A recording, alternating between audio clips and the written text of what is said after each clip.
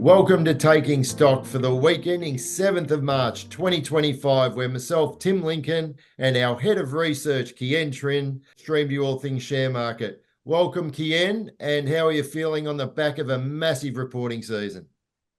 Oh, it was a massive reporting season, Tim, and we're still quite busy with the back end of the results, especially with some of those stocks under review. And we've noticed quite a few gold stocks coming through, Tim, and that's due to the heightened geopolitical risk right now. And of course, those tariffs from Trump are creating a bit of havoc in equity markets. Sure are, definitely. But before we get started, Kien, just all of the information we share today with our Stock Doctor members, all general in nature, and there should not be construed as personal advice. And all of the data that we also share, performance metrics, etc., all historical in nature, and therefore should not be relied upon as a guide for future performance. Kien, you touched on the tariffs just then, and that they are the things that really are causing the market to be quite rocky at the moment. Donald Trump imposing those tariffs, obviously, on Canada, Mexico, and China, and raising concerns about a trade war. That's the latest noise that we have to navigate at the moment. Ideally, block out, and hopefully things just become very, very normal over time. But at the moment, that's what's causing the volatility. And last month was incredibly volatile in Australia, with the All Ords falling around 4% for the month. And some of our star stocks really struggled after reasonable results, but hopefully that's representing a bit of opportunity. Companies like Cochlear, CSL, Step One, Super Retail, and Accent Group.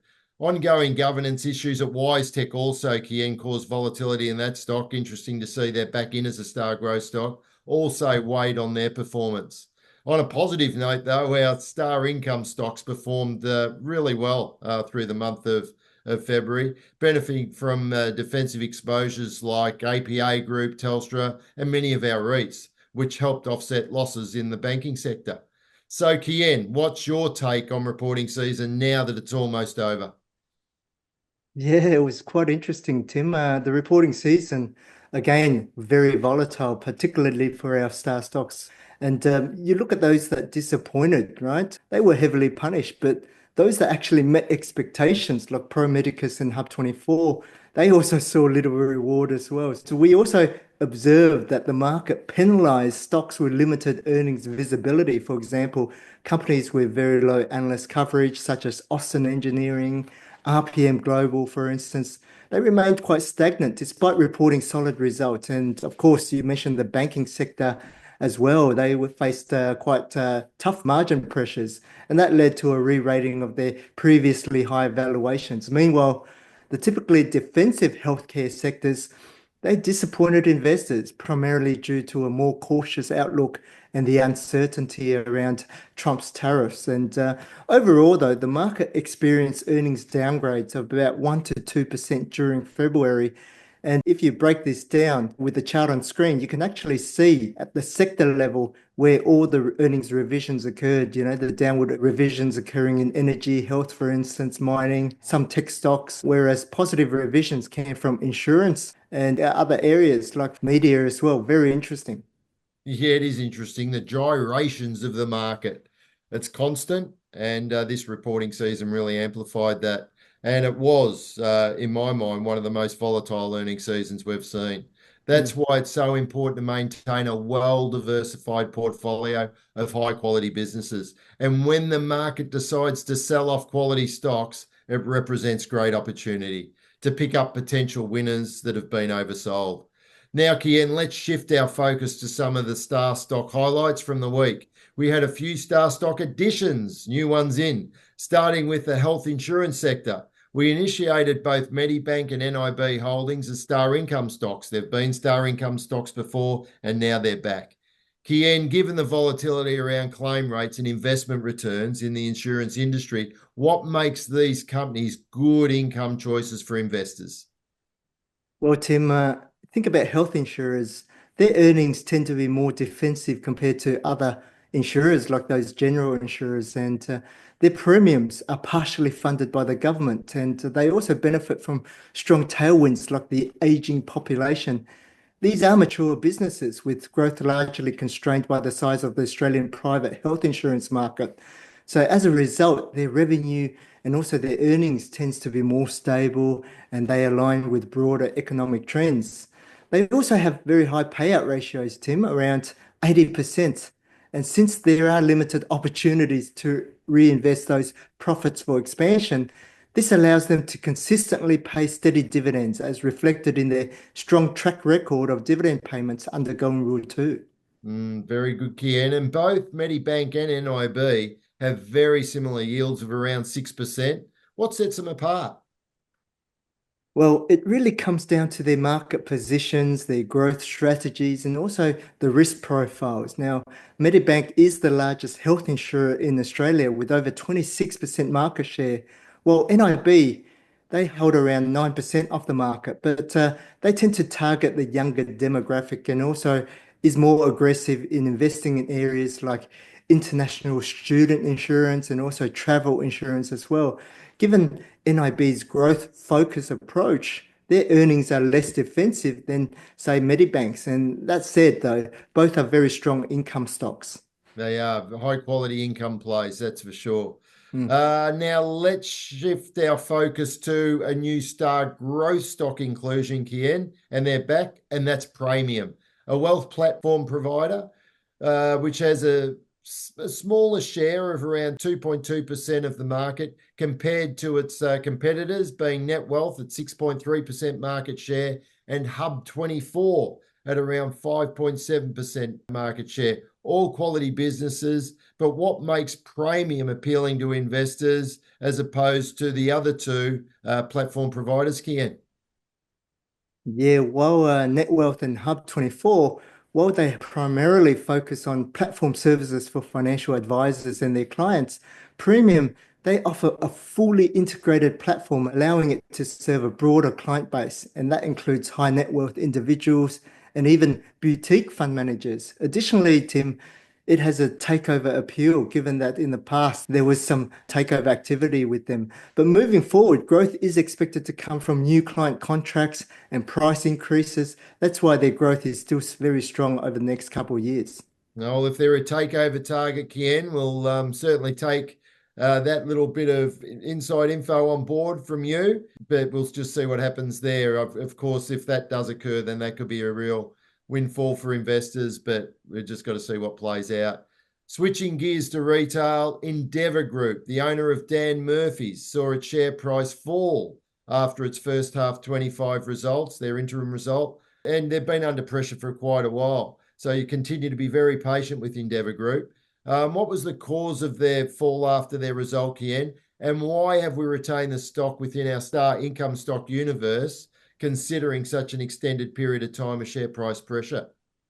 Yeah, there has been some pressure, Tim, and while Endeavour's first half results were generally in line with consensus, the market has been disappointed by its inability to find a new CEO together with a softer than expected outlook, Tim. However, Charlie, our analyst who covers his stock, he believes things should stabilize as supply chain issues, and that was driven by industrial action at Woolworths. It starts to resolve now. And then you've got the retail drink sales. They've been relatively flat, but they're starting to find some sort of a bottoming process. But the hotels division is starting to recover, and that's starting to grow back again, Tim. And with earnings revisions remaining stable, it just means that, that those results weren't too bad. And when you look forward, you're looking at projected free cash flow. That's still well above forecast dividends. So that provides a bit of confidence for us that the dividend outlook appears quite realistic. Yeah, well, hopefully with the suppressed share price too, they represent a bit of opportunity because we have been very patient with them. So Mm. hopefully we get a return over the medium to longer term. Because yeah, the fundamentals do look okay, and hopefully they also find a new CEO soon to bring some stability to their strategy and business model. The stock is currently offering a 6.4% gross dividend yield, which includes franking credits, and the payout ratio seems still manageable at around 76%. And hopefully we get a bit of a kick up in share price soon. Mm. And Kian, with reporting season over, there is many results expected this week still, because companies have got up to the 15th of March to actually report. but plenty of stocks going ex-dividend. So keep a close eye on the corporate calendar and make sure if there's any of those income stocks you want to own before they go ex-dividend, then obviously you must do so to qualify.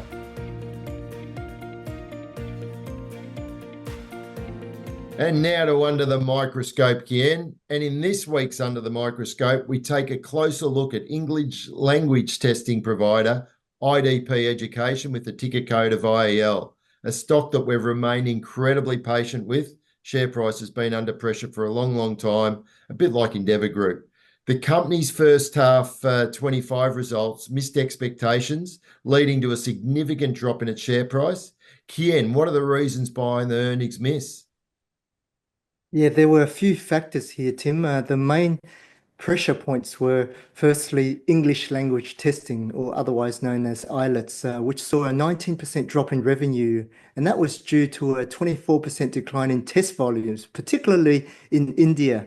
And secondly, we had student placement revenue, which fell about 14%, and that was largely impacted by changes to visa policies in Canada. Well, that explains the earnings miss, but the stock has also been under pressure from heavy short selling here, with short interest remaining elevated around 12%, which is really high. What's causing investors to remain cautious? Yeah, there are still quite a few risks affecting sentiment, Tim. Policy uncertainty in Australia and Canada, for instance, these are two of IDP's biggest markets. And also with both countries tightening visa and migration policies. And of course, you've got the upcoming federal election here in Australia, which creates headwinds for international students' demand. Until there's more clarity on government policies, this uncertainty is still likely to persist, Tim. The other thing is also competition. That's another concern. While IDP is a dominant player, other testing providers are gaining traction now, and they are particularly in emerging markets. So until some of these risks ease, short interest is likely to stay high, Tim. Yeah, it makes sense, Kian. Obviously, there are some nervous investors out there, especially hedge funds, that see this as a short opportunity. So there are still some dark skies on the horizon for IDP. But again, as I said before, we remain incredibly patient. But it does seem that the market is forecasting some sort of recovery with consensus expectations under Golden Rule 3 suggesting a return to growth in FY26. Do you think this is realistic, Ian, for this borderline star growth stock? Yeah, that's possible, Tim, because it's coming off a low base now, and it really depends on several key factors. You've got the UK market, and that is already recovering post the election. And we're starting to see early signs of improved student demand there. If Canada and Australia, if they follow a similar path, then that would provide a tailwind, especially as bottlenecks ease as well. So yes, a return to growth in financial year 26 is feasible, but we need better policy clarity and improve student mobility trends. Okay, so a lot of active risks there, Kian, that are well articulated again in the strategic comment and analyst commentary. So members, please have a good read of that. If you're looking at this stock as an opportunity, make sure you read the analyst commentary and give the covering analysts a call if you want to discuss the stock further. Finally, IDP is trading at a significant discount to its fair value under Golden Rule 5. And for long-term investors could see this as opportunity. Yeah, that's right, Tim. This could be indeed an opportunity. You know, IDP is still a high quality operator with very strong global brands and very strong margins, Tim. And while the short-term risks are real, the international education trend remains intact. And you've got IDP, they are positioned well for a recovery. If you can tolerate that near-term volatility, the risk-reward balance is starting to look more attractive. Yeah, it sure is. But yeah, not without its risks, as we've said. But you know, if you are trend sensitive and you do apply SD30 TSR, which is our 30% stop loss re-entry indicator and strategy, then obviously you're out of the stock because it triggered SD30 TSR exit quite a while ago. But it is a stock definitely to keep the eye on because the business model does seem sound overall.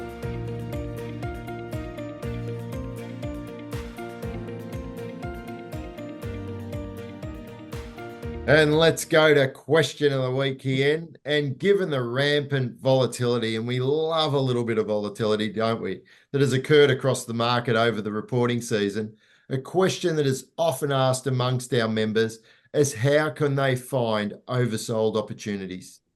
Yeah, we had a few questions on this, Tim, lately. And the easiest way to do this is by going to the watch list under the Tools tab. Here you'll be able to select the Star Growth or Star Income stock list. And to look for opportunities, you can just simply sort the stocks by its fields. For instance, you want to sort SD30 TSR, or you want to sort it by price to consensus target, or 6 month price change. So what you want to find is those that have a large discount to price to consensus target, for instance. Yep, excellent advice and guidance there, Kien. And Yeah. if you want to shorten the list, you might just want to look at those stocks with enough analyst coverage and stable earnings revisions. For example, combining those with the largest discount to consensus target with stable earnings revisions has generated stocks like Infomedia, Jumbo, Accent Group, Santos, CSL, ResMed, Universal Store Holdings, ARB, and Praemium. Yeah, plenty of growth ideas for investors there. But what about for income on top of the fields? And when we look at that income list, we can also sort by the most attractive forward gross dividend yield. For instance, if you do this, you get income stocks like a lot of banks there, also APA Group, Challenge is an interesting one, Rio Tinto, Super Retail, and also among the REITs, you've got Homeco Daily REIT.